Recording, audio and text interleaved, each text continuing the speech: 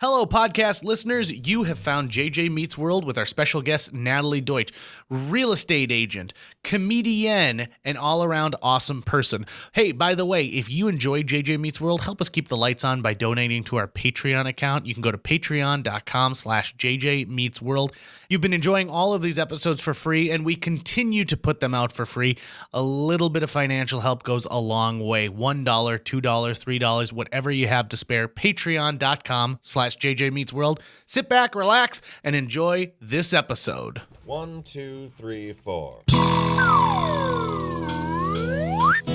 JJ Gordon, sort of like that Indiana Jones, in that he's always sniffing out his next adventure. Yes, he is. He's always interviewing guests so he can have them on his show and they can talk about pop culture, arts, and leisure. JJ has his flag unfurled and he likes his french fries curled, and he's fun and then he twirls as he goes to meet the world. He will march into the rain even if his ankle sprained. Take a peek inside his brain. This podcast is called JJ Meets World. Aunt Alice's Dill Pickles by Jonelle Grunwald. Brine, a half a cup scant salt, 1 pint vinegar, 3 pints water. Bring to a boil. Pack dill-size cucumbers, 2 heads fresh dill, and 1 or 2 garlic cloves in each quart jar. Do not use old mayonnaise jars. Fill jars with hot brine and seal. Make sure you wipe rim of jars clean before you put the lids on. Process in boiling water bath for 5 minutes. For hot pickles, add 1 or 2 dried red peppers to each jar. If Wally helps, I let him pack the jars only. He will add 4 peppers and make them really hot. Every year, I pickle. And I get a bunch of locally grown pickling cucumbers. And I spend an afternoon with my friends, and we pack jars. We fill brine. By midday, you've inhaled so much apple cider vinegar and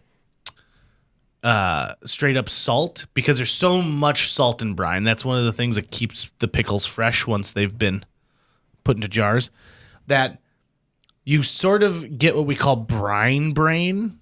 Okay. And your senses are all playing tricks on you because your nostrils are like, wait, whoa, what's going on? I don't understand what's happening.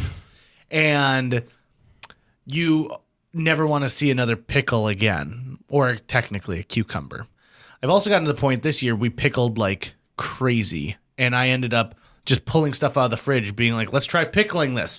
Because as my good friend Bill Stiller told me, you can pickle anything. And shout out to the Fargo Brewing Ale House.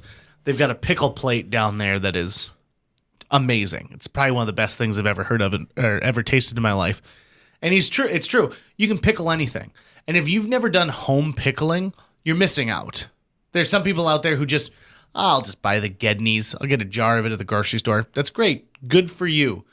But you're missing out on some great, great stuff. Plus, I love it when it captures the flavor of something homegrown. Do you ever pull a carrot out of the garden, you wipe the dirt off, but there's still a little dirt like in all the little rungs, and you take a big bite of it anyway? It's so good. People are supposed to eat a little bit of dirt. We just had this conversation. I know. And I want to come back to it because you know how I feel about vegetables. Especially vegetables. Pickled vegetables. I think that the thing that I want to come back and reiterate to you is this.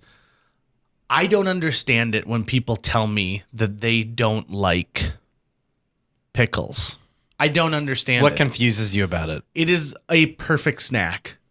It's salty. It's a vegetable. It's disgusting. Why is it disgusting? Because it tastes bad, JJ. That's what qualifies something as disgusting. But I don't understand. It tastes bad. I just don't understand because it hits on so many levels in your mouth. Here's a question a non-pickle eater like I can ask a pickle eater like you. What is the connection with pickles and storks? And why is there a stork that delivers that is a pickle rep? Why pickles and storks specifically? Well, originally they would take a stork and cut the head off and pickle inside the beak. Oh. Because storks have those super long beaks. Storks were essentially the ball jars of a previous generation. So do you think there'd be like a pub that would have a pickle plate and it would just come. He'd pour out the inside of a stork beak, and that's what beak would come on it. For the same reason that the original aerial firefighters were people who trained pelicans. And the pelican would come and dip its mouth into the water. Those are pelicans, though. We're talking storks. Yeah, I'm just saying that we've used birds in manners that people have forgotten about. I had no idea we used to use birds to pickle. I'm saying storks. And you need the long beak because pickles are a cylinder-based snack. So that's why you need the long beak of a stork. Why did storks deliver babies? Long beak could carry the little diapers. Oh, okay. Here's my idea for a sequel to the movie Elf with Will Ferrell.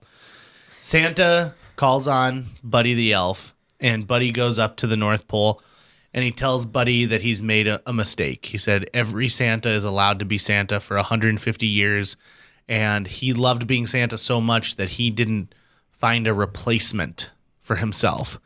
And so there's 5 or 6 people across the globe who would make a great new Santa that he's, researched, but he is no longer strong enough to go out there and seek them out. And so he enlists Buddy's help. And so Buddy goes on a cross the globe adventure with his dad, James Caan, to try and find these individuals who could be a future Santa. You guessed it. They don't work out. And he finds one, and this guy's perfect, and he's going to be an awesome new Santa. And then at the last minute, something happens, and he realizes that this isn't gonna work out. And Buddy feels like he's the one who's ruined Christmas because it's Christmas Eve. Mm-hmm. Santa Claus can't make the trip anymore. This new guy's not working out, and Buddy ruined Christmas. Mm-hmm. And it's when you find out that the thing that they're really looking for in a Santa is somebody who keeps Christmas in their heart, and the easiest way to spread Christmas cheer is singing loud for all to hear, and that's Buddy's ultimate destiny, is to be the number one elf, the top elf, to be Santa Claus. And so he takes on this new role. Would you throw in also a cameo from Tim Allen as one of the potential Santa Clauses, and they're like, without no, a doubt, yep, he'd be bad. Yep, without a doubt. There's also a scene in this where his son becomes Buddhist and decides not to celebrate Christmas, and that just throws him for a loop. I'm trying to remember at the end of it, Buddy stays in New York? Yeah. He doesn't. I mean, doesn't he go back, or isn't there some sort of? Bob Newhart says they visit from time to time. Okay. So he and Jovi and their baby. Because you wouldn't want him to be outcast from the Garden of Eden, I mean, if you are raised at Santa's workshop and then you have to leave and you're not allowed back, that would be very traumatizing. So it's like sort of the story of Satan, right? Mm-hmm. Like, is there someone who... That's why they call him Santa. They just moved the N. Are you insinuating that Santa and Satan also had a fight? No, I'm saying they have the same first name. Oh, I see what you're saying. Do you think think Santa's a first name, right? Do you think? Yeah, Santa Claus. It's not a title. Saint Claus. Well, technically his name is Kris Kringle. So I'm wondering if Santa is the title like Darth. Oh, right. So it's not a new Santa Claus. So it's a new Santa. It's like you might as well call it Mr. Claus. So if you became the new Santa, it'd be Santa Gordon. It wouldn't be Santa Claus. I think Claus is the Santa we've had for the last 150 years. He just happens to be the one who had that title. See, that's totally then throwing the premise of the Santa Claus out the window.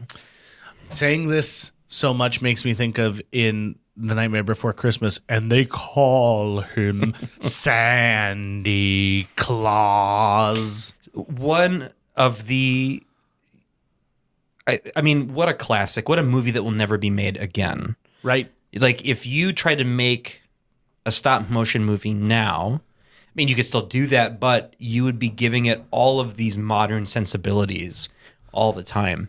Whereas Night Before Christmas does not feel like a movie that came out of the early 90s. It feels timeless. Mm-hmm. They're not, like, referencing a bunch of pop culture-y stuff. It's actually very evergreen, and it's brilliant.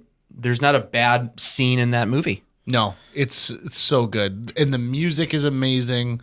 The character design is amazing. The use of lighting is inspired.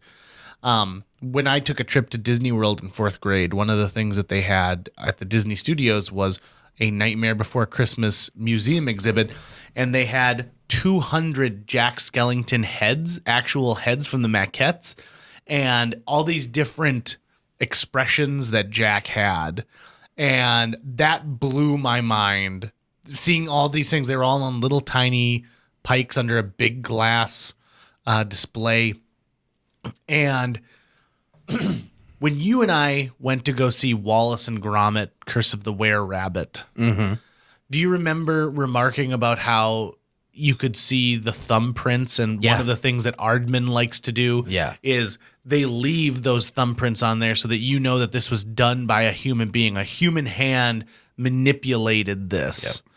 And you don't see that anymore. Nowadays, we want things to be so interchangeable. We want products to be exactly the same, one after another, that I feel like we're sort of getting burnt out of that, of everything being uniform and the same. And so that's why people are gravitating towards homemade products, things like pickles, because every jar of Gedney's pickles is going to taste exactly the same. Every jar of my personally made pickles are going to vary slightly differently based on what went in there. How big of a garlic clove did I put? Is this one where I decided to put a radish in there? Did that affect the taste? And whatever your druthers is, whether it's something you like that is uniform and the same. So if you're the person who goes on a trip and eats Big Macs because you know a Big Mac is going to taste like a Big Mac no matter where you go in the country, or you're somebody who seeks out a mom and pop diner to keep trying pancakes to find out who has the best pancakes, just embrace it and like it and realize that don't get on someone else's case because, you know, they go somewhere and they always stay at a Holiday Inn Express versus an Airbnb. Everybody's got their own thing. But if you don't like my idea for a second Elf movie, then just you can go straight to HE double hockey sticks. Because I've been thinking about that one for a long time. And we heard in a previous podcast, I pitched my idea for the Pope movie. Yeah. Our Father, about the Pope being a surrogate father. I'm really upset that you have not been given the opportunity to direct the live action Jetsons. Oh my God. You had a full cast for that, didn't you? I had a full cast, and William H. Macy is bordering on being too old to be George Jetson. But could you pick somebody else who'd be better in that role? Well, let's say you can't pick William H. Macy. Let's just say you can't pick him. He's not on the field there. Who then would you think you could make a go for? I've got two options, and another one is starting to age a little out, but I think Bryan Cranston could understand the comedic sensibilities of George Jetson and the family obligations. I mean, it'd be like molding his character from Breaking Bad and Malcolm in the Middle together into one human being. And you can't do this movie, obviously, without Danny DeVito as Mr. Spacely. Right, so we got to get on the ball while he's still around. Absolutely. Who else was in your cast? I had Diane Lane as Jane. Okay. Judy, at the time, Mandy Moore. Okay. But now I think you'd have to pick somebody who's, I mean, a pop star would be probably the best. Sure. But if you could get somebody who's young who understands comedic timing, at one point, Jonathan Lipnicki would have been the perfect Elroy. But today you're kind of digging a little deeper into the perfect Elroy. Yeah. My Cogswell Cogs was Liam Neeson, who is the arch rival of Spacely Sprockets. He makes Spacely makes Sprockets, Cogswell makes Cogs. Isn't that interesting how the Jetsons are like, if you did a Jetsons movie now, and when I say you, I just mean Hollywood, and you tried to make I'm just saying like, we've got a new idea of what futurism is. It wouldn't be the Jetsons. No. The Jetsons only exist in a future as imagined by the 1960s. Correct. And so the idea that these two conglomerates in outer space one makes sprockets and the other one makes cogs, which is something that we have almost completely gotten rid of. Yeah. By this point in 2018, and the thought to them that like, oh yeah, computers are going to run off of like a grandfather clock, or the idea that one company only makes this one thing, right? You wouldn't become a massive conglomerate if all you made was this one sprocket. And maybe that was some kind of an inside joke at Hanna-Barbera. They had no idea that 3D printing was going to be a thing. No clue. No, they did know that we were going to have robot butlers and maids, though. And rocket shoes, right? Weren't there rocket shoes at one point? Oh yeah. Elroy had shoes that would let him like elevator type shoes that went up and down. They had that one animal that was spring-based, like a little pet. Mm-hmm.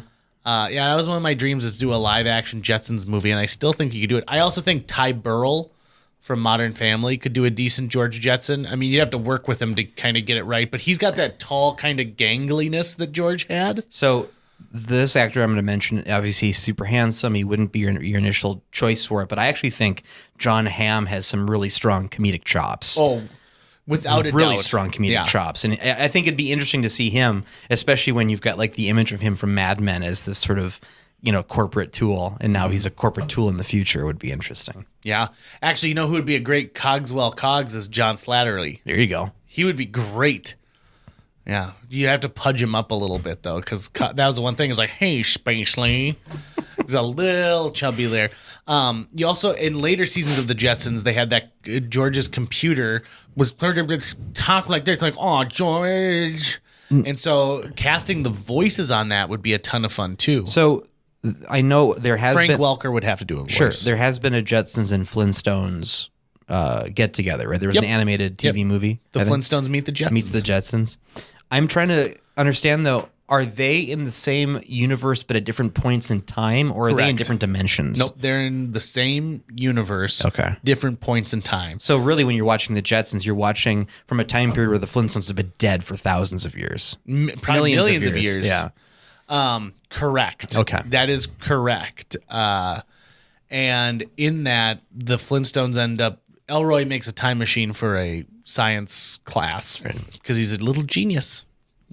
Young Jonathan Lipnicki would have crushed that role.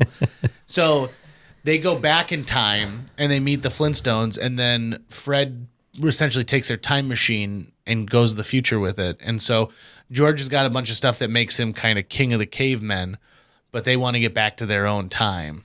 And so they have to time swap again. Whereas the Flintstones are trying to figure out all this stuff about the future. I think if your Jetsons movie ever happens and takes off and is popular, I think the follow-up sequel is Meets the Flintstones, and you bring John Goodman back, and you get Rick Moranis to go be on a movie again. Yeah.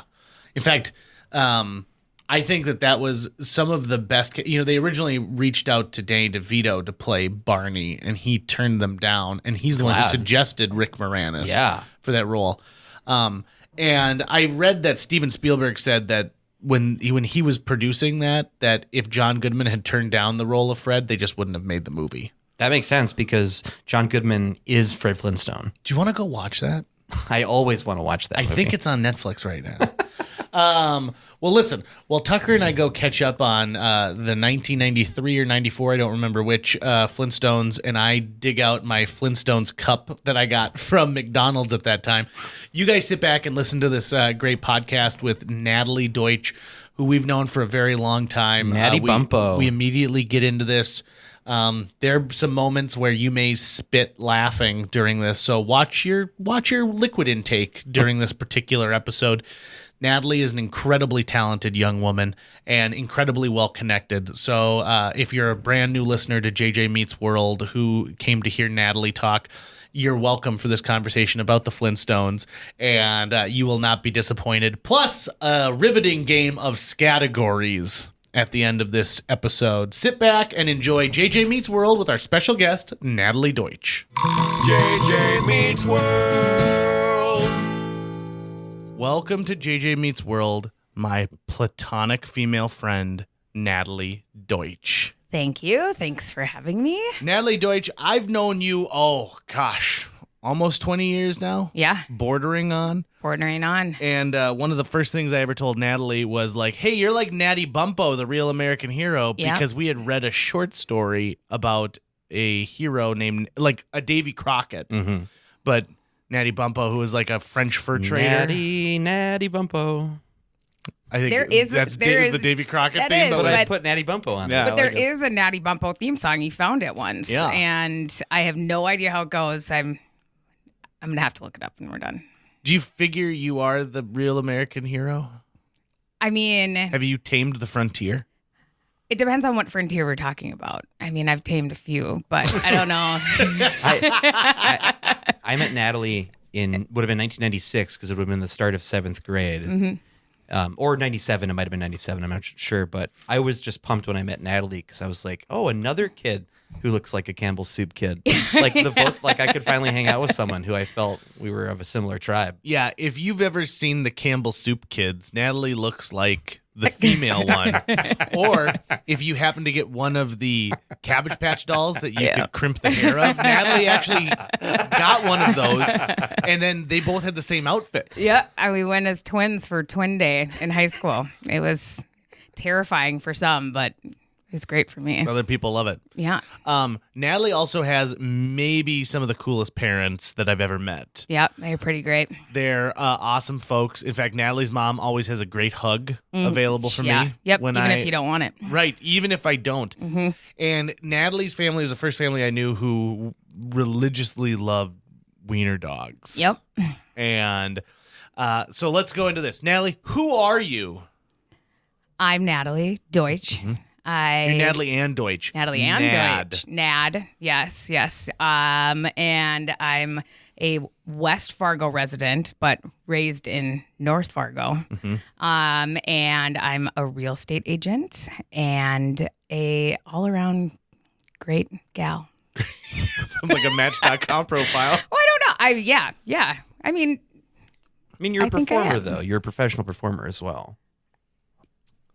Yeah, I qualify. Yeah, I mean, I have. Natalie and I spent many, many years touring the Dakotas together, making funny. Yeah, Dakotas. You've been doing improv since your sophomore year of high school. Yeah, that summer from my freshman year to my sophomore year was my first introduction to it at Trollwood, and we did Look Mono script and took my first improv class. And shout out to Rob Reese. Yes. And then from that point, we started Julius Seizures at Fargo North. Natalie was pushing for Poke Your Hauntus. I was pushing so hard, and that's a Phil Lund. He was originally the Poke My Hauntus originator of a name because that's what he wanted to name Look Mono script. So then it obviously carried over into high school improv. And your dad, Bill Lucas, who was helping us get that group started. He was the chaperone, basically. Yes. He said no. No. I didn't even get put into vote. Too. Yeah. I mean, right. I wouldn't be surprised. Travis Simon and Andrea Enert, who were the two seniors that started our club, I think they would probably said no to that as well. I think they did. I think I was just using your dad as the scapegoat. That's as fine. The instructor. But it happens so often on this podcast, I figured I'd throw him a line on this one. Yeah. So let me tell you about one of the funniest occasions I've ever had with Natalie. So I've always seen Natalie as like a little sister, and so it's been fun to bug her constantly. And so I went to Fargo South, she went to Fargo North. So during the school year, I didn't see you pretty much at all unless there was a random thing and we ended up at like the same church lock-in or you're at a restaurant or a concert somewhere. So at one point I was like, oh yeah, you guys got to meet my girlfriend. She goes to North. She's Natalie Deutsch. And so people are like, oh yeah, you're dating Natalie Deutsch from North High? And I'm like, yep. And so I said this just as an offhanded comment one day, and maybe like 5 months later, I get a call from Natalie, and this is before cell phones, so it's a landline phone call. Probably knocked you off the internet. Yeah. Stop telling people that we're going out. And I was like, what are you talking about? She goes, someone just asked me about my boyfriend from South, JJ. And I was like, oh, yeah. That was pretty funny. Yeah, and it wasn't just one person. Like there was multiple people, and we'd be having a conversation. They'd be like, "Oh, I thought you were dating JJ," and I'd be like, "What the hell? Who said that? Why?" And then you denied it for. Yeah, I was like, no, wasn't I would never. me. And it wasn't until later that he finally admitted that he had done that. So that was another thing where Phil Lund and I thought that was really funny. Yeah. A lot of the worst decisions of my life have come from Phil Lund. Yeah, and just bugging me. Right. It was some sort of. And once I found out that it bothered her, then I wanted to do it even more and then really it was amp it up. He was like telling people on AOL Instant Messenger to message me about how is it to date JJ Gordon.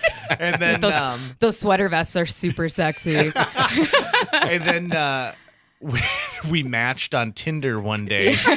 And so I posted a picture of it on Facebook. And like, it's a match. And I was like, oh, see, now we can go public with Yeah, it. yeah, We can that go was public. amazing. Oh, Tinder. Tell us about that time that you split your pants at South High. Oh, yeah.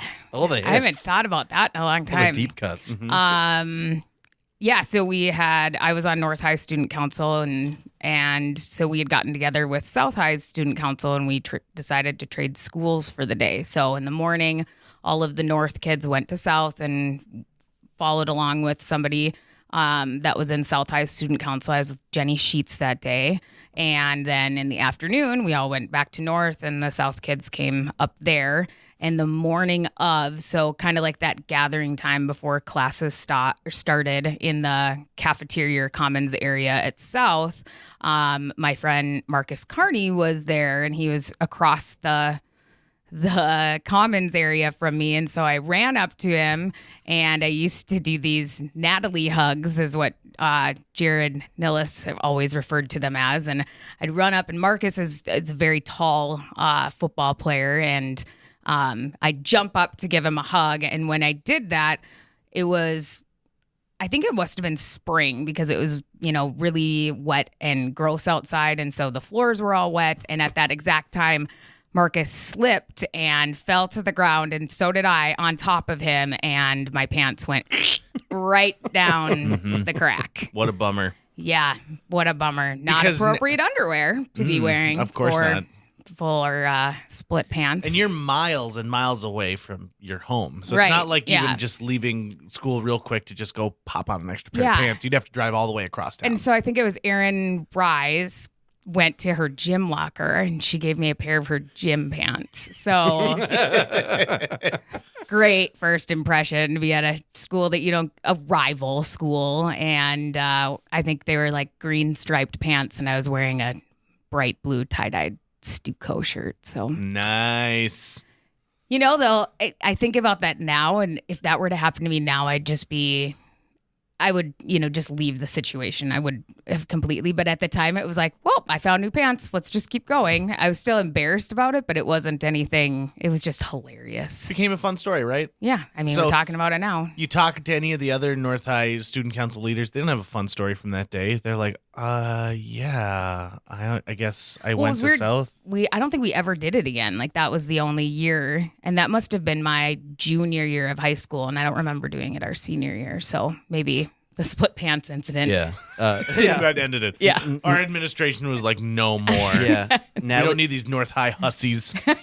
Natalie and I had a shared experience, which we've spoken about on the podcast before, in what I think was the most perfect casting that I've ever seen in a play. We did a student-produced show of Clue, and Natalie was Miss Peacock. Yep. And I think that today she'd still be the perfect person to cast for Miss Peacock. She's still my favorite character in that movie. I mean, she's great.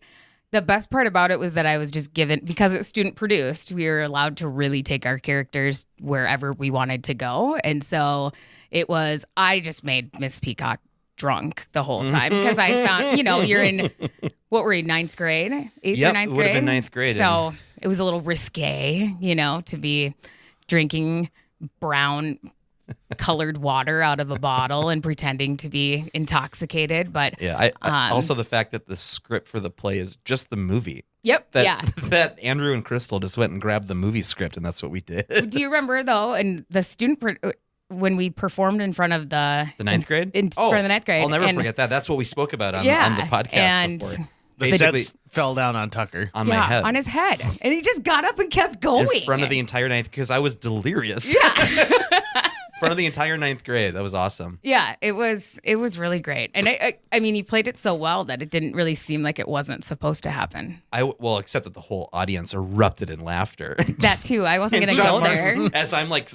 as I'm putting the door frame back up, John Martin coming over and going, "Are you okay?" And I was like, "Yeah." Like, what's going on? I don't know yeah, I'm fine. And then collapsing off stage. But that was still It was great. a lot of fun memories, though. So one thing that you should know about Natalie is Natalie knows everybody. I think it's very rare for you to go somewhere where you don't bump into somebody that you know. You're very active in not only theater, but obviously student council and just being, a part of the community in North Fargo. Mm-hmm. And then when you started going to school, and then you bartended at the Turf for so long, so you got to know all of the people who came through there. And so there's not you can't walk into a single service place in Fargo where you won't run into somebody that you're going to know. One of my favorite Natalie stories is how she used almost exclusively SARS sudden service because they still had a full service gas station. And so they would come out and they would pump Natalie's gas for her. That was a big thing. Also, this is the first time we've done a podcast where everyone on the podcast has lived together. Yeah. Because That's for a right. brief time, Very brief time. we all lived together. Right. Very For like a brief. 2-week span, I think. It wasn't very long, was it? It wasn't very long, but I think it was longer than 2 weeks. I feel like maybe Maybe a a we month had or at two. least 2 parties. But my parents were not there. Yep. Like they weren't there. They were trying to make it work in Florida at the time. Yep. Yeah. And so we just had this house. And yeah, that was fun. A fully furnished house. Fully furnished house. And so we moved in there. In fact, gosh, I feel, did I move from my apartment with Phil Lund into that house? Because I want to say that was 2004. Yeah. That would be right. Wow. I think it's 04. Wow. Yeah, and you lived in that apartment with Phil, I believe, our senior year. Yep. Yeah, because you were already living in an apartment when we were still in high school. I did some really quality making out in front of that house in a parked car. Which With house? a woman, or- with a woman whose first day of college was my first day of first grade. a lot of making out happened at that house. Yeah, a lot. So Natalie, now you are a real estate agent, and that's got to be exciting and fun for you, huh? It is. It's very busy. It's very different every day. Did you see this as a possibility for you back in the day? I always had a like for homes. I always wanted to see what the inside of homes looked like. Sales was never something that I really thought was my my cup of tea, but real estate really isn't sales, it's not like I'm representation more right. than anything. Yeah. And so just I love interacting with people and getting to know new people. So that made total sense to me. And, just helping is a huge piece for me. So I had thought about it probably like 2 years before I started working with Hatch. And so then an opportunity came up, and when I got hired, I wasn't actually hired as an agent. I was hired with the intentions of me being an inside sales agent, which basically means you make cold calls every day. Every time somebody makes an inquiry online, you follow up with those people. Like the worst job I could possibly imagine myself being stuck in, just because I would be in a small office space just making phone calls, and you get rejected way more than people actually want to talk to you. So it was very quickly after I had started there, and while I was getting my license, that we realized that wasn't going to be my position. So I did graphic design and marketing for the first year with them, and then went into working with buyers, and now I've been working exclusively with listings and sellers for the last 3 years. You seem to get a lot of awards like number one sales through or push blah blah per month. We do every month there's a So coffee is for closers, and you're a closer. yeah. Drink a lot of coffee. Yeah. So it's been really good. This year's been really great. So I'm excited to see what the rest of the year looks like. And then You sold a haunted the future. house?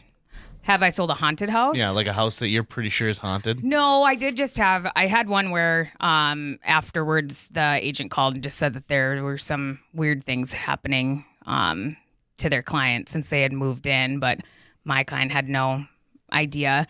Do you have to disclose hauntings in the state of North Dakota? Minnesota. Okay, so as long as you're on the west side of the Red River, you're good to go. I believe so. Don't quote me on that, but I I'm want to pretty buy into the sure. notion that that's real. What? That you have to You do have to. For sure you have to in Minnesota. Yeah.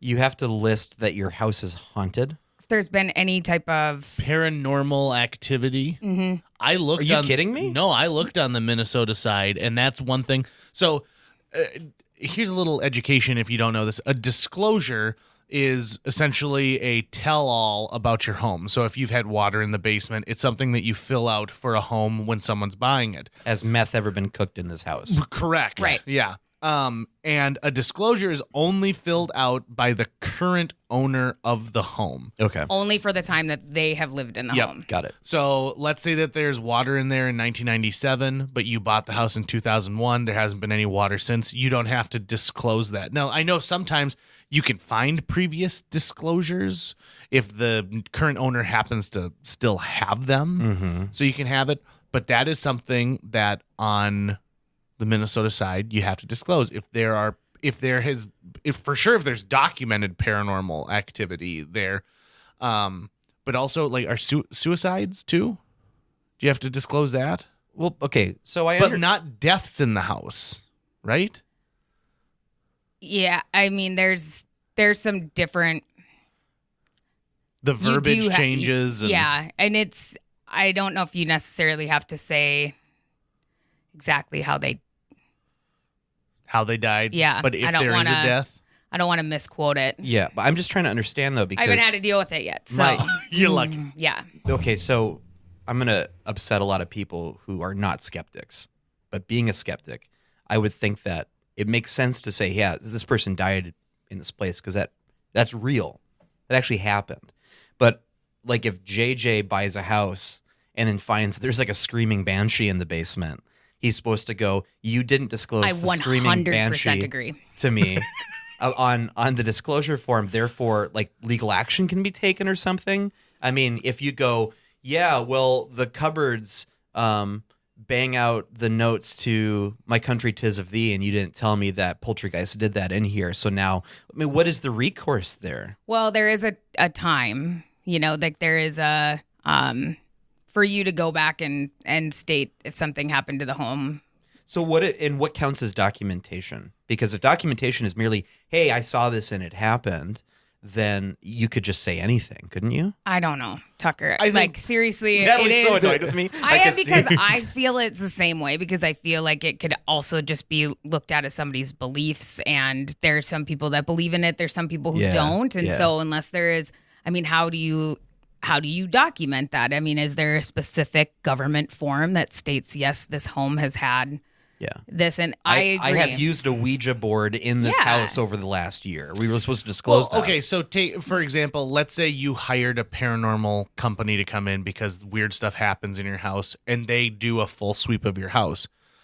I feel like that is something that you'd have to disclose to say, just the same way that you said, I brought an exterminator in because there was a bunch of bugs in our house, right? You're bringing a professional service in. But I mean, bugs are real. Right. Right. Thank Right. you. That's But exactly what I'm I was just- going to say. Like there's probably like a credential you go through to become someone who kills bugs. Like, am I supposed to go to a civil trial and go, listen, I had the ghost chasers here Right. last month. They are professional. I paid them. So they're a professional paranormal organization. And they have this white noise recording of a mariachi band that I didn't know had been assassinated here in the early aughts. Another thing we have in common is ghost chasers. I was going to say, like, you named a play that you were in I was as a trying to come up professional with business. I was trying to come up with a clever name, and I An couldn't. offshoot of the Ghostbusters, just the Ghost So I did Chasers. Ghost Chasers. I think that with the paranormal stuff, it is. I mean,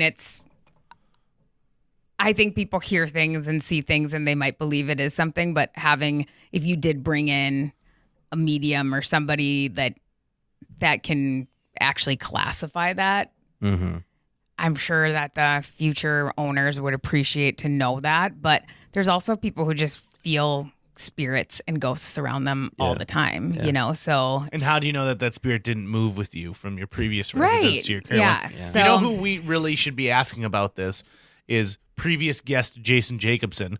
Full on believes in ghosts. Yep. And Really? Full on believes in ghosts. And that was something that was important to him when he purchased his home, was that this home did not feel like it had ghosts in it. He could handle spiders, leaky pipes, did not want a ghost. Has he had confrontations with ghosts? I don't know. Why didn't we talk to him about ghosts? Well, he gets full on freaked out. he doesn't like coming over to my house knowing that there have been 2 people who've passed away in the actual house. It freaks him out. Really? Yeah. And like if you start telling a ghost story, he it's not like a come on guys, I don't like ghosts. He gets out of there and he goes, "Fuck you. Why would you say that right now?" And he gets out of the room. I wish I'd known this about Jason. I have a new way to torment Jason Jacobson. I'm excited. But and maybe he did have a run-in with a ghost at one point. I don't know. Just for the record, I don't believe in them either. But I still afraid feel of no weird ghosts here on this podcast. Yeah. Right. I'd never buy a house like across the street from a cemetery. I think I just wouldn't. It's just me. Yeah. I mean, I think it's to each their own. There you go. Sure. Everybody can have their own opinion on it, Yeah. right? Yeah. Natalie also used, I don't know if you still do, but prescription deodorant.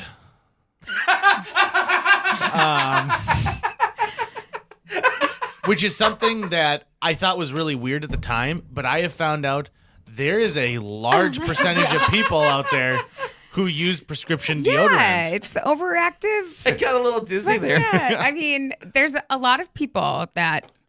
When did you Use it. discover this? When did you say, like, oof, I should probably consult a doctor about this? I don't know. I just would sweat more out of my armpits than I would anywhere else. And so I figured there's something to do with that. It's too bad this is an only audio medium because watching Natalie's soul die a little bit on her face. No, right? my soul died a little bit the other day when he posted that on my Facebook page. Yeah. Like a dick. Yeah. I mean, I just don't think it's something that needs to be made fun of because there's a lot of people out there. And I'm not making fun of you for it. I'm asking a legitimate question here as I'm interviewing you. I'm very professional Actually, about it, my I feel. pharmacist, when I went to fill the prescription, she said she uses it on her hands. Right. See, more people than you would imagine are using.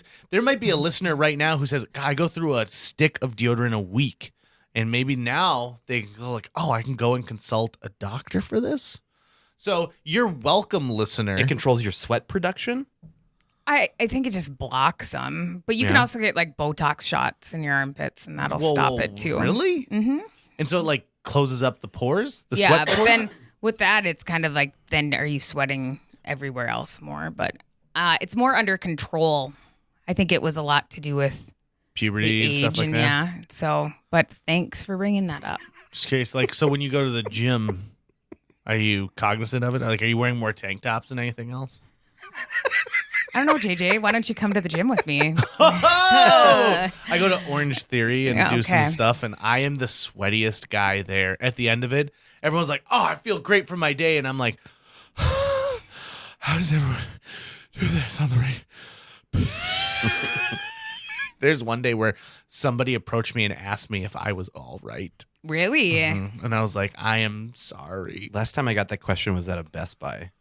Are you looking? Are you sweating while you're looking at routers, going, "Oh, I don't know, man." I got drug along to it was a Black Friday sale, and I thought we were going to be there quickly, which was naive because it was Black Friday. Right. And I wasn't getting anything. I was just along for the ride. So a bunch of my friends were in line, and I was just meandering around this Best Buy, and I must have looked pretty lost at one point because I had a concerned employee ask me if I was doing okay. Oh no. And in the kind of tone of like, is everything okay with you? Like, is something wrong?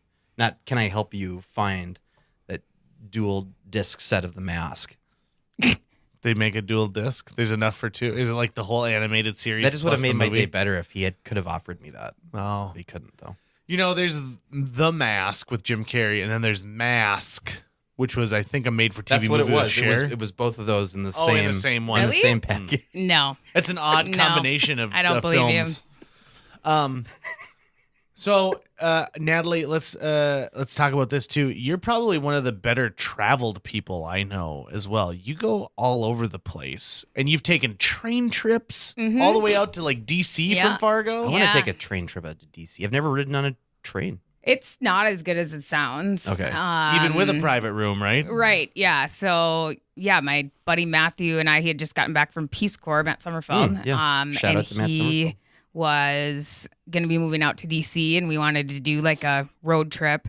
And he wasn't bringing a car out there. And my car at the time was not going to survive going out there and coming back. And with the amount of stuff that he had, we just decided to do Amtrak. And trip there was down to Chicago was okay, but it was one of those delays. We didn't end up leaving till like 10 a.m. and then missed our connector from Chicago to DC. So we got to spend a day in Chicago. I ended up getting really bad vertigo from that trip just because I was on a moving train for like 3 days. And so when I finally got to my brother's house, who lives in DC, I remember like taking a shower and just kind of feeling like I was constantly falling or that I was moving. I would never do it again for that long of a trip. But I have since just done like the Minneapolis to Fargo train ride, which is at like 2 a.m. Sure. What about Which bus? isn't Have you bad. ever traveled by No, bus? no. They had the I think it was called Mega Bus for a while, which was nice because they were direct between major cities. So you hop on in Minneapolis and it drives straight to Chicago. Yep. And in Europe they're huge. Yeah. Those mega buses are huge. I feel like I did take a bus in the Netherlands, but I can't be too sure. But DC, though, is an awesome town. Like, Yeah. it's a really interesting place to go. Yeah, I'll be there my little brother's getting married in October, so I'm going out there in 2 weeks for his soon-to-be wife's bachelorette party, and then we'll be out there for the wedding, too. It's kind of a surreal place to be because it's unlike any other city in this country in where almost everyone you see walking around is in some way a political operative or connected to some sort of thing, and they look the part. The people in Washington, D.C. look like they were like they attended a casting call of we need the stereotypical Washington insider look. And that's everywhere you look. There's just a conveyor belt that goes through Brooks Brothers, and they dress you Yeah. just about while you're going through. but Bluetooth earpieces in still to this day. And then walking between all of the major landmarks is really interesting too, to go like, wow, that's Congress right there. Wow, that's the White House in the distance. My brother thinks it's funny when he first moved out there, and I went and visited him. He brought me to all the national monuments and all this history, and he used to give tours of the Capitol all the time, so he had all this information. And all throughout, I'm like, yeah, this is cool. And then he said, oh, well, we can go to the zoo. And I was like, the zoo? And he's like, you've seen all these like great moments in history, all of these, not just everything that built our country, and you are more excited about panda bears than anything else. And I was like, well, yeah, pandas are they're awesome. Pandas. And I like animals more than brick buildings. Pandas are one of those zoo animals that I really seriously consider breaking the rule of not going in the cage, because you want to just hang out with those pandas. Yeah. Yeah, but aren't pandas like super violent? Like they can really mess you up. Not according to all the awesome videos I see on YouTube Yeah. of people cuddling with pandas. And it's a bear, so I mean, you should always be on Yeah, guard. right. It's a bear. I saw a video recently of a dude who slapped a hippo on the butt. Oh, that's a mistake. And I was like, first of all, you shouldn't be slapping any animal on the butt that's, in the zoo. Secondly, have you seen how a hippo poops? So hippos are the assholes of the animal world.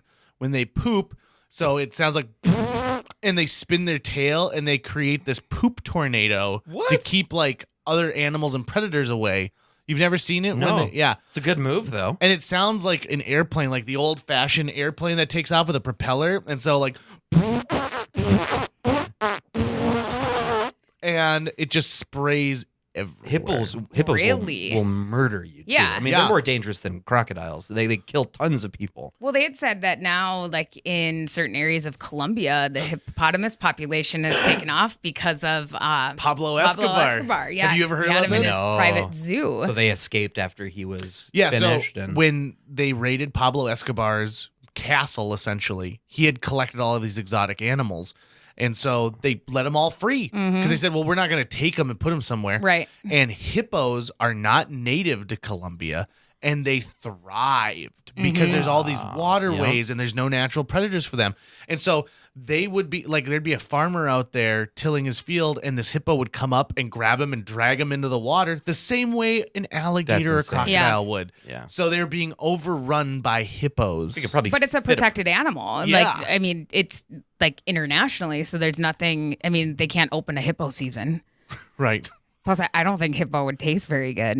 It might. It's a pretty kind of flabby animal. I don't know. I'd try And there's it. not much of it that uses that's like a motor function muscle. A hippo I want is to play a hippo's teeth. Well, I just think hippos are so cute. Like, I just think of them as such a cute animal, but they're like. That's because we were raised on hungry hippos. I know, that's but why. that's still violent. I mean. But though you're eating pearls, I mean, right.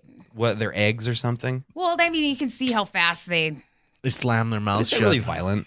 If it's just eating. Also, have you ever had like your sibling put your finger underneath one of those and threaten you? I was and then the oldest actually, child. There was not a sibling that was going to you don't convince do you me to remember do the that. sound of hungry hippos? Oh yeah. Yeah. It's just Kyle's and, like, niece just got it for it was Christmas, I think it was. It's so loud and it is violent and and it's gluttonous. Yeah.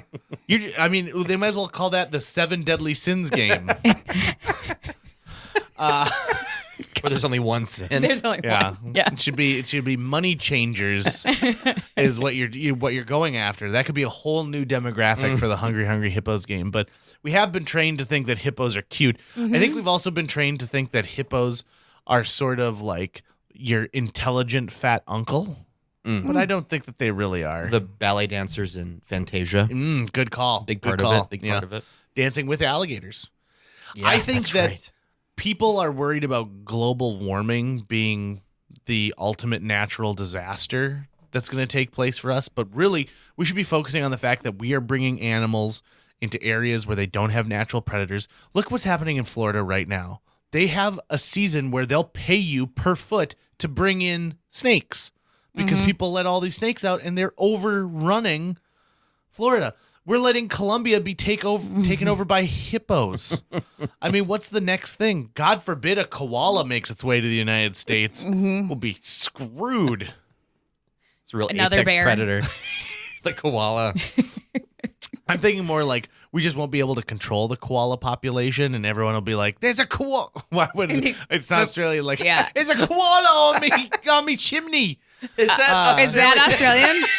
Can you try it again? Foster's. Hey, Ernie. Is that it? so? All I know is know. when I do it. No, sorry, Eminem. Eminem.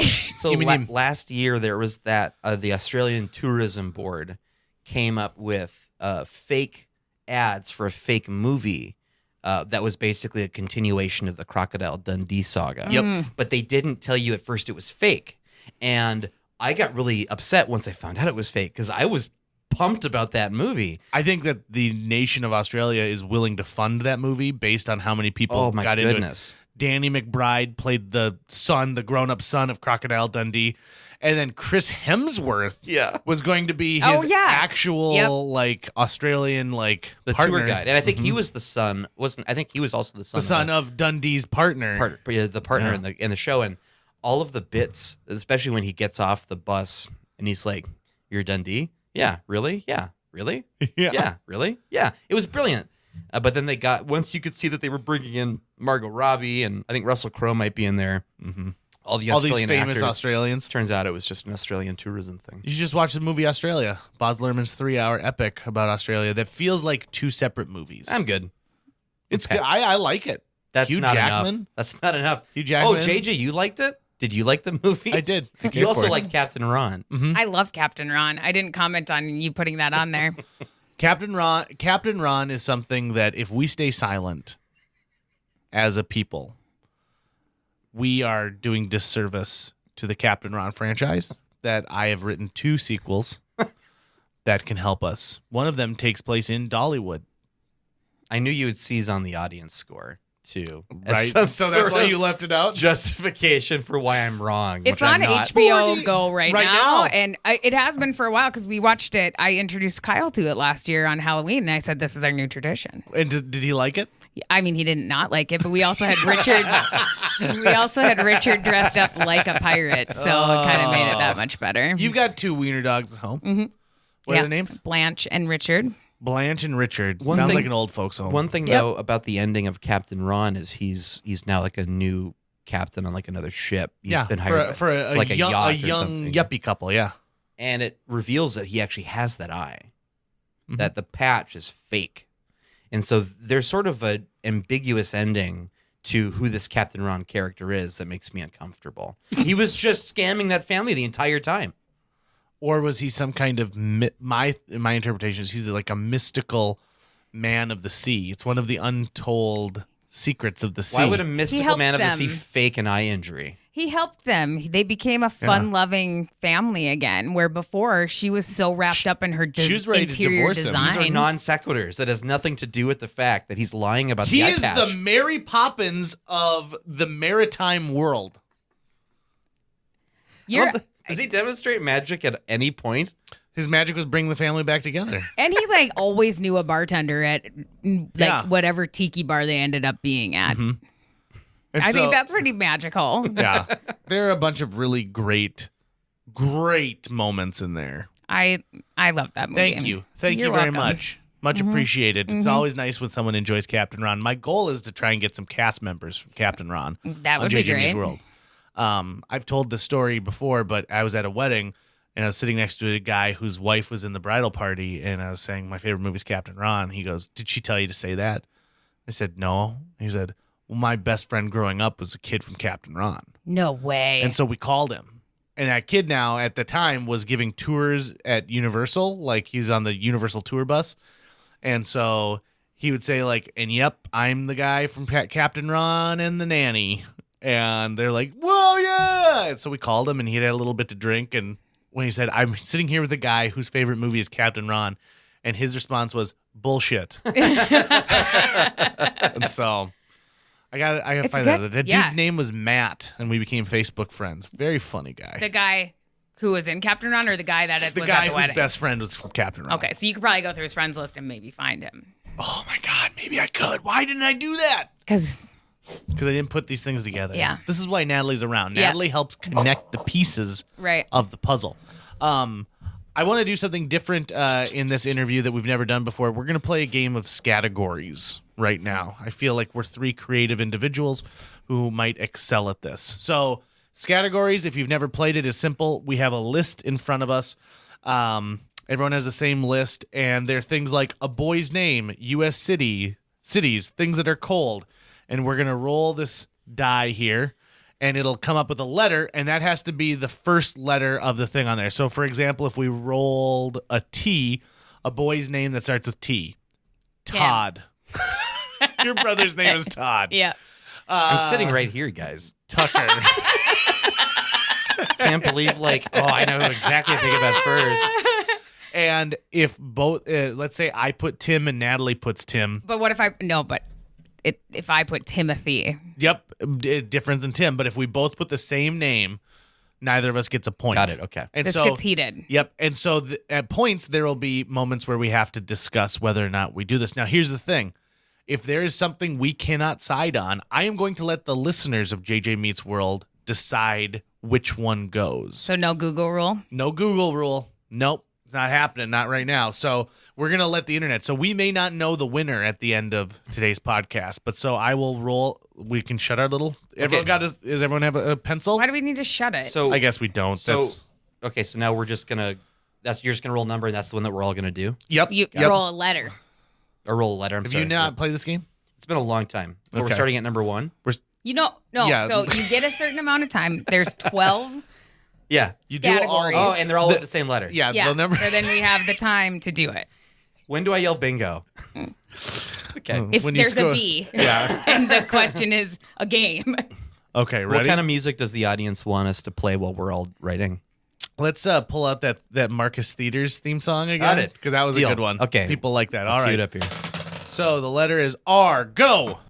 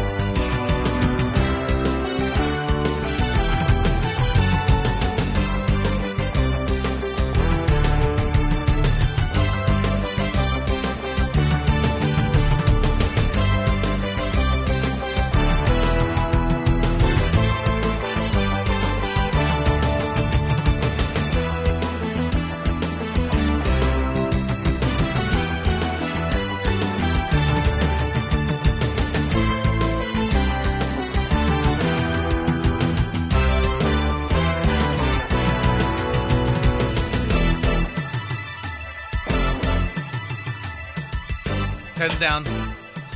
Pens down. All right. All right. Welcome back, podcast listeners. All right. Are we ready for this? Yeah. Okay. So, remember, if you have the same scoring word as somebody else, you both cross it off. If you get the double, like 2 words that are combined there, you get 2 points for it. We didn't tell you that. Hopefully you figured that out, Tucker. So we'll start with this. A boy's name, Natalie. Randy. Ryan Reynolds. Ooh. Remy. Okay, Yep. good. So We each got a point on that one. I got 2 points. Shush. U.S. cities, Natalie. Red Bear Lake. Sure. Rochester. Oh, good one. Rockford? Sure. Isn't it New Rockford? Well, I'm assuming because there are new Rockfords, there There must is be a a Rockford Rockford? somewhere. I don't know. Because like the Rockford Peaches from A League of Their Own, that's Rockford, Illinois. Not Boom. New Rockford. Just Okay. Rockford. There we go. Yeah. I'm pro points. Things that are I cold. think that was a fictional movie, but But it's based off of real story. okay. I have a It's not feeling like the some of mine Jetsons. aren't going to be applicable. Okay. Things that are cold, Natalie. Refrigerator. Damn it, that's a good one. I didn't have anything. I put runny nose. No. I No. mean, I like it, but I'm not What close. if you had a cold runny nose? I don't feel like. I mean, I don't know what you think. No, No. I know it's not. Absolutely All not. right, we're not No, giving it's Tucker a runny nose. Because runny is, I mean, nose is. That's Yeah. what's cold, right? Not the runniness. The runniness is coming from a But- mucous membrane, so it's I going to be just know warm the no next matter one what. I'm not getting anything on too. Couple of these things. School supplies. I didn't have anything. Ruler. Oh, God damn good it. call. It's better be good. Apostrophe racer. No. No. No, but that was good. I like it.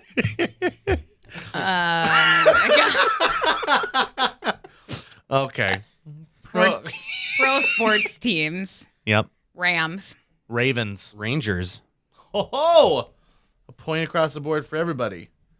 So, 6 insects. Blank. I didn't get anything. Me neither. I put rabies. I figured. It may be if infection, but not No, insect. that's not a bug. That's not an insect. The rabies bug. I don't know. I mean, maybe. Do you disclose that if you've got rabies bugs in your house? You should. Okay. No points. I'm saying no points. Breakfast foods. Raspberries. runny good. eggs. No. No. No. That's and you runny nose. Are all of these runny for you? Are you just trying to score on the word runny here? I think that's how with categories though. It's totally like that. You think of one. I didn't realize how much I adjective or used this something. word. You know what? I didn't come up with anything myself, but Raisin Bran would have been perfect. Perfect. All right. So furniture. I put runner. Hey, A runner? Well, table Yeah. runner. Yeah. Just Not no, I didn't. I used runny again. Yeah. I didn't even think about it. What'd you put? rug. I put recliner. There Hey, you nice go. job. I think a guys. point for everybody on that one. One for everyone. Okay. TV shows. Raising Hope. Good Oh, one. good I put one. Real World. Oh, Good. I put blank. I couldn't think of one. I was having trouble with that one. I totally thought you were gonna put Raising Hope because you love that Me show. too. I do. And that's where I said Mama. I've never even watched it. Yeah. Oh, really? I know you love it. I just wasn't been talking about it enough. Yeah. Cloris Leachman, she's great. Things found in the ocean. Rushes, like a bulrush. It's a weed. Oh, an ocean weed? Yes. Are you confident on that? Yes. I put rudders. Like boat rudders. Yeah. I put riptide. Oh. Okay. I mean, I'll be pro points on this one, but I don't know. I'll Google bull rush after this and we'll find out. Okay. But go for it. I say points. I'm confident. Presidents. Reagan. Reagan. Reagan. Damn it. I was going to put Roosevelt, So- but I was like, I could double score on That Ronald just means Reagan. that none of us get a point there. Correct. I'll cross it out. Product names. Rubicon. Nice. Roomba. Nice. Ragu. Oh. Very good. All right. All right. So add up some points here. You got 6. Did I win?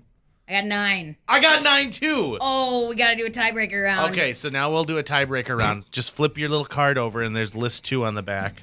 Okay. So I just sit here? Yep, you're gonna be the one who monitors our hourglass. All right, Tucker.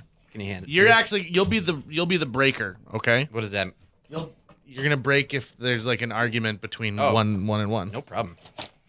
This might be the ultimate Scattegories showdown that we've been working towards in our almost 20 years of friendship, don't you think? Yeah, and we've probably played Hundreds of rounds. hundreds of rounds of this. And there's my favorite rounds of Scattegories are after you've maybe had a little bit to drink, and you really you get Or like passionate. Taboo. I can't play Taboo if I've been drinking. I'm not allowed. No. Like, the maker of Taboo has banned me from playing. I just get really competitive. This is a good opportunity. One night when I was drinking, I jumped out of a moving car, and Natalie came to come help me, and I thought she was a homeless person chasing me. Kicked me And in the chest. Yeah, I landed on the ground, and I kicked straight up and knocked Natalie back my maybe God. 4 feet. Yeah, I was wearing a black jacket, and you could see the full print. Why were footprint. you jumping out of a moving car? I told you We're- I'd we had like- a little bit to drink. We ended up in some sort of field. Between 2 apartment Yeah. buildings.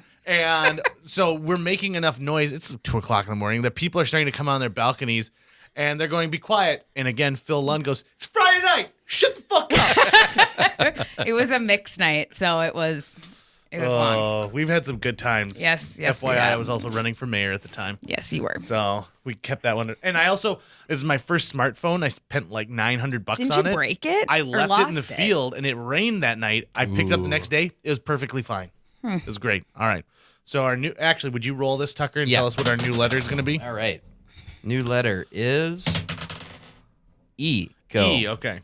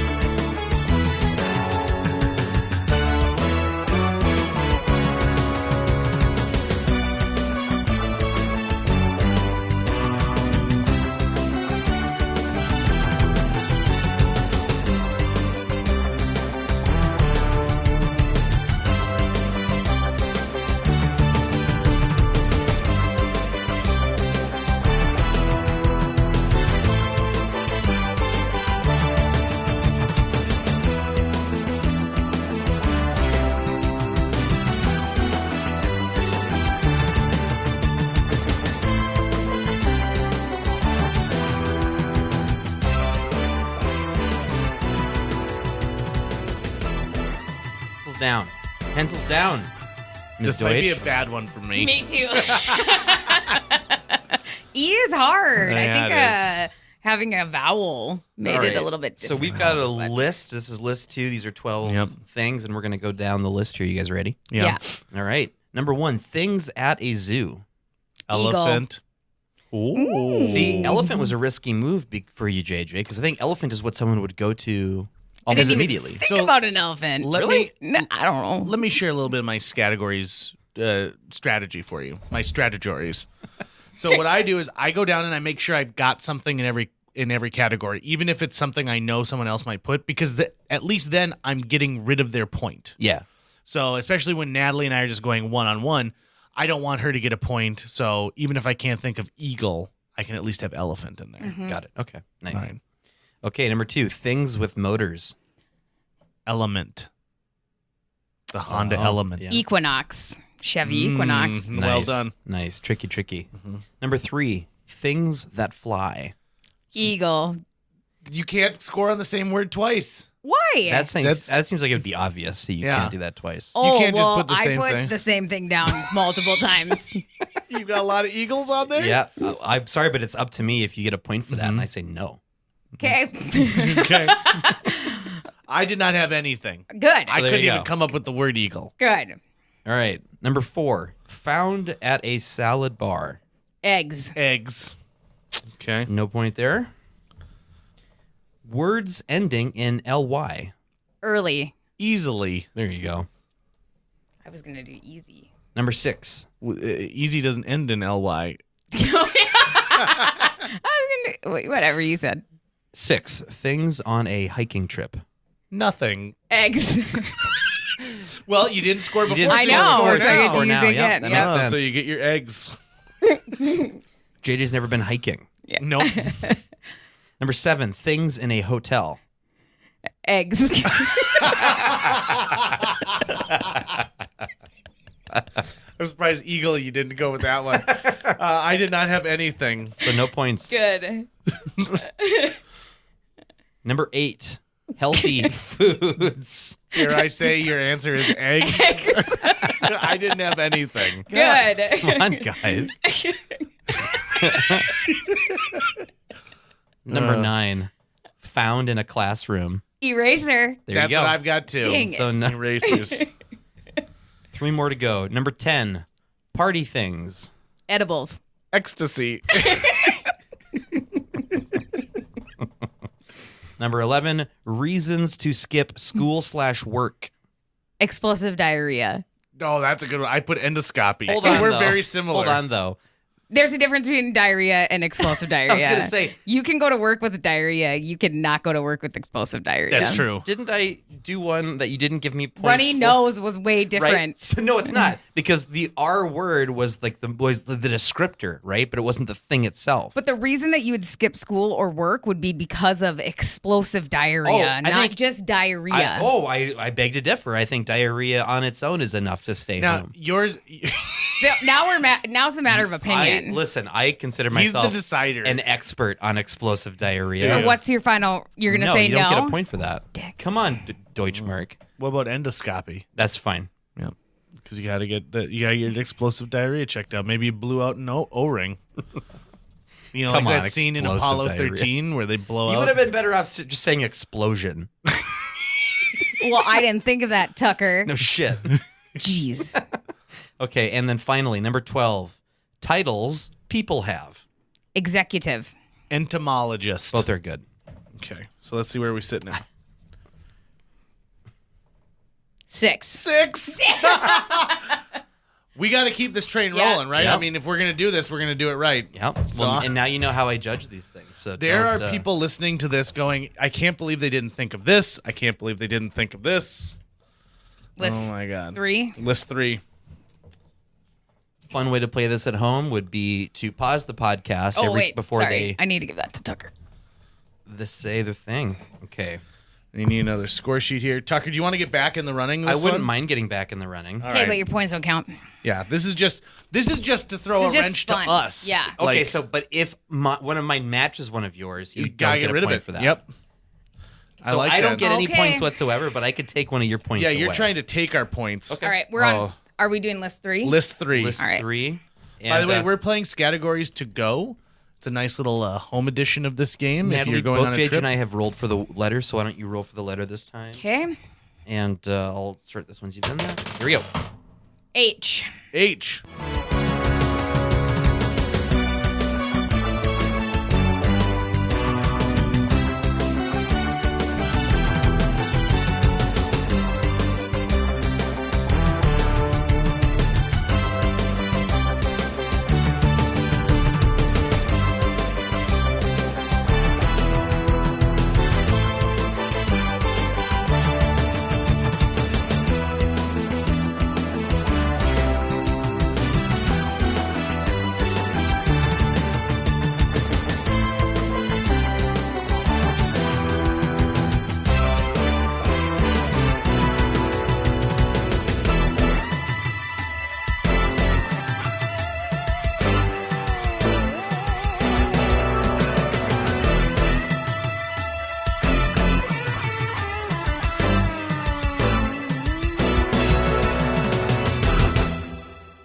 Time, pencils down. All right, is this the tiebreaker? Now, just to recap what we're about to do, this is between JJ and Natalie trying to eke out a win here, but I played along as well. And although I'm not getting any points, if one of my choices matches one of you guys' choices, that cancels out you getting a point for that one. Correct. Okay. Okay. All right, we're going to start with list number 3. We're going to start with number 1, articles of clothing. Natalie. Helmet. Hard hat. I put hat. Oh, this cancels mine out. I think that's going to cancel out yours. Yeah. Son of a bitch. Yeah. I was going to put hat. Number 2. You guys are lucky I didn't put one down for this one. Desserts. Hot fudge. I didn't have anything. I think hot fudge we're going to have to give. Oh, yeah. Yeah. Natalie takes a commanding lead. Even though fudge on its own is a dessert. But hot fudge is sort of a different It is. Right. combination. Yeah. Don't confuse it with chocolate sauce or No. JJ writes a strongly Yeah. worded letter Yeah. to your Dairy Queen location. Number 3. Car parts. Heater. Horn. Horn. Yes! JJ loses that point. Oh, no. Number 4, and these are all starting with H. Things found on a map. Natalie. Heathrow. Houston. Good. I put Horn of Africa. Okay. Okay. But a different usage of the word horn, but it doesn't matter. Number 5, I didn't get one down for this because I don't know what sports are. Athletes. Hank Aaron. Herbeck. For Kent Herbeck. Okay. I'll give it to you. I'm not going to tell someone they can't count that as a sport person. That's because you don't know anything about sports. Exactly. He plays for the Minnesota Twins, or at least but did. if this was or a at question one about point. Star Trek The Next Generation, I'm your guy. Number 6, 4-letter words. Hell. Hurt. Hell. Mm. You guys better not tie again. Number 7, items in a refrigerator. Hellman's. Ham. Ham.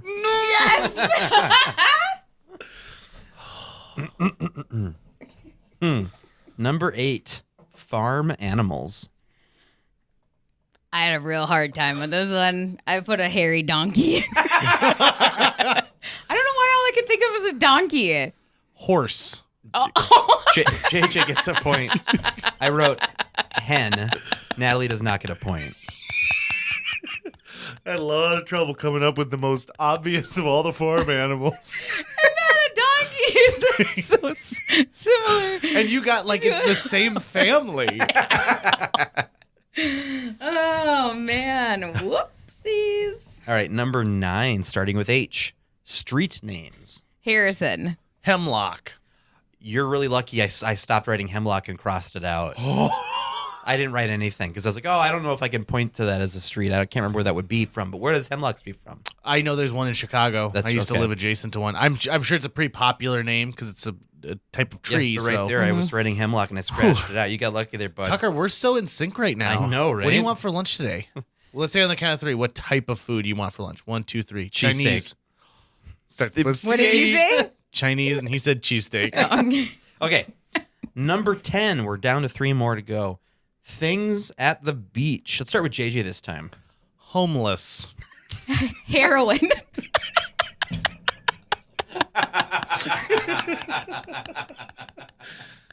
As you can tell, Natalie and I go to the same beaches. Hermit crab. Oh, Is that's good. is what I wrote, but I don't. I'm not sure if I can give heroin or homeless. 'Cause Why? Homeless is not its own thing. Sure, it is. Homeless is a state of being. What do you see a lot of at the beach? Homeless, Well, how about this? I'm going to give you both a point, which cancels it out basically. pretty much. So, give yourself a point. Each Part you. of it is the satisfaction, though, of getting it right. And you can't tell me that there's not heroin at beaches. Not every beach. No, Depends but on It I the- doesn't didn't say say what's found at every every beach. beach. Well, you know what? I bet you could find chocolate syrup at a lot of different beaches, After but all none the- of you put chocolate syrup. After the time went up, I was like, why didn't I put hot dog?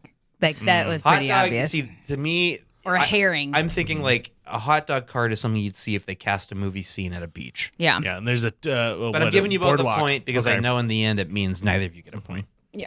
So, okay, we're down to 2 left. Number 11, colors. JJ.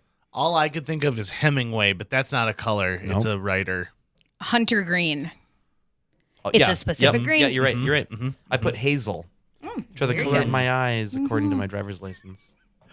It's weird that And- they go like that specific on that, right? Like you don't get shades of blue, Yeah, but you get hazel. because for there's just so eyes. many different variations of brown eyes, basically.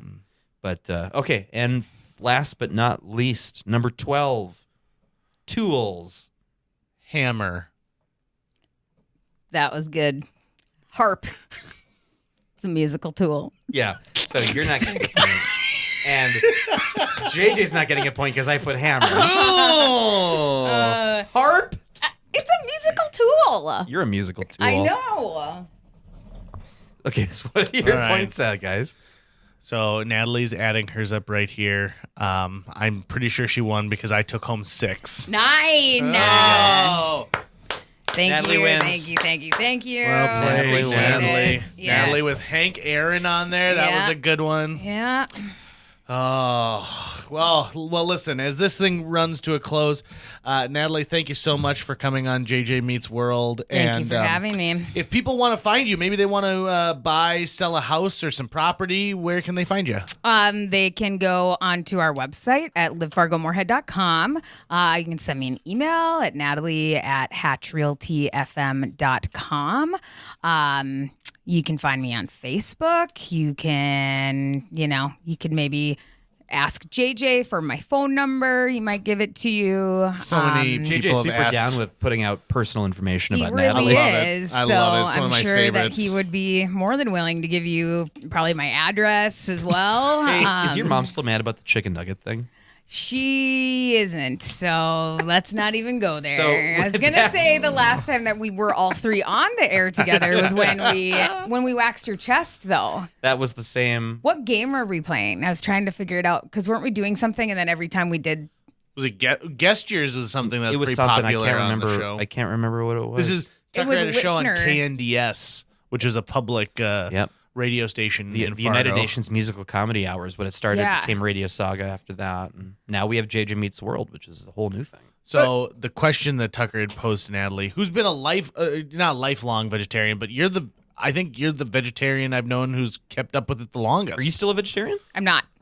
Whoa, hold on, wait. That How did really we get adds this some far? context to this. When did that happen? Just a couple months ago, I discovered that my body was not digesting soy correctly. And so, in order to maintain protein, I just started eating some fishes. How's that going for you? It's okay. Yeah. Yeah. So a little bit of poultry. What? Chicken nugget. Natalie used to tell me that the most disgusting thing ever was watching people eat chicken wings. Chicken wings. So- It still is. One Still thing, grosses one you thing out? Natalie and I have in common is that regardless of where an argument goes, we need to hold on to the end of it so we can try to win it, which is why I want to put that context into this, because Natalie, were you just newly a vegetarian, or had already been a vegetarian at that point? I had probably already been one This was- because I was a vegetarian for over 20 years. And I think so, this was the X-Men camp out. okay, so that would have been 2000. Maybe 99, because Final Yeah. Fantasy was the following year. Yeah. And I would have been then for at least two. Well, I feel like I became a vegetarian when I was 12. okay, Or so 13. So we were hanging out with a previous podcast guest, Tim Larson. We had been camping out for the X-Men movie that night. We got kicked out of the West Acres parking lot, went to a cul-de-sac that some of our friends lived. Aaron Rise's cul-de-sac. That's right. And we hung out in this We've cul-de-sac mentioned all night. Aaron Rise a lot in this podcast. Yeah. And at one point, a discussion started about what would it take to get Natalie to renounce her vegetarianism. And This Natalie is was me surrounded by of literally dudes. like 15 super nerd dudes. I think I was the only female there, and Yeah. you guys were just picking on me. In fact, thank God Natalie's been around, because a lot of times it would have been a complete sausage party if Yeah. it hadn't been for Natalie. And sometimes you think Natalie had the biggest sausage out of I all know of that. us. It's But true. so it's just escalating because now it's just pure hyperbole at this point, because she will not back down. Yeah. Like we keep coming up with all these crazy scenarios, and finally one of us said, so if someone was holding your mom at gunpoint and said, eat this chicken nugget or your mom gets it, what would you do? And Natalie paused for a moment because she could tell that this had gone too far, but she didn't want to lose. She said, I just think my mom would understand that I'm standing up for my principles. And the fact that you're no longer a vegetarian makes me happy. Yeah. Wow. It means good old mom would have actually made it now. Yeah. Dietary things. Yeah, You're that an sucks. adult. Soy, huh? Yeah. Weird.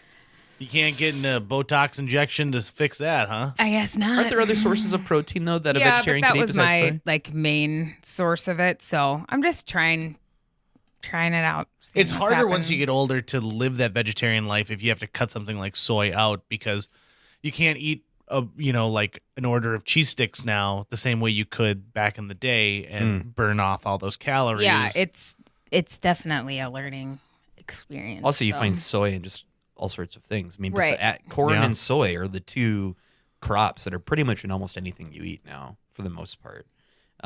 When I know we probably talked about this before, but was the root of your vegetarianism health concerns? Was it animal rights? Was it a combination? Well, I'd seen a documentary on a cow like grazing in the field and having a heyday, and then they went through like the process of how it goes from that to being ground beef, and I just couldn't do it. That did it.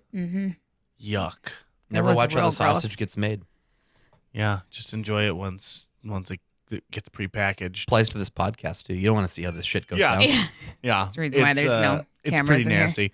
Natalie Deutsch, thank you so much for coming on JJ Thanks Meets for World. having me. We want to have you back for one of our improv episodes too, Yes. because that'd be a ton of fun. And like she said, if you want to buy a house, you can find Natalie out there. She's also a pretty amazing event planner too. So if you ever have questions about like, hey, what would be a good place for this? Natalie has a knowledge of the Fargo Moorhead area unlike any other person I've ever met, and she knows somebody from everywhere. So that's always good.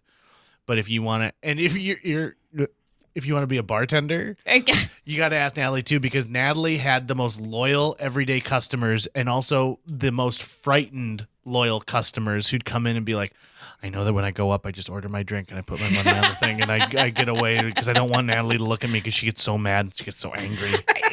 Only if they, ask or do things that are stupid.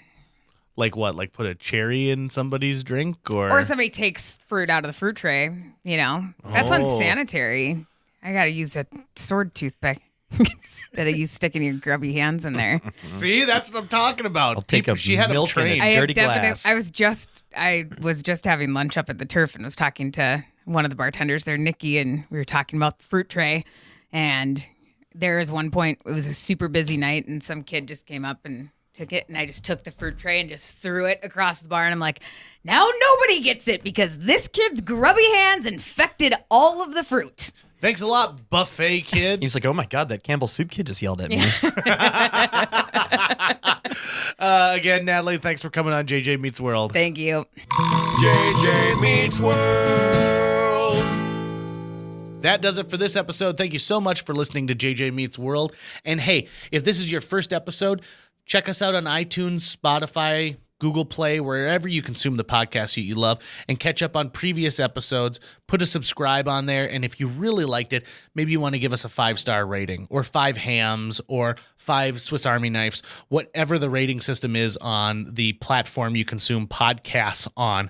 You can also go to patreon.com/JJMeetsWorld and give us a little donation for what we're doing. We put all the episodes out for free, and we continue to do that week after week, month after month, soon to be year after year, decade after decade, millennia after millennia, when it's our grandkids doing the exact same thing that we're doing now.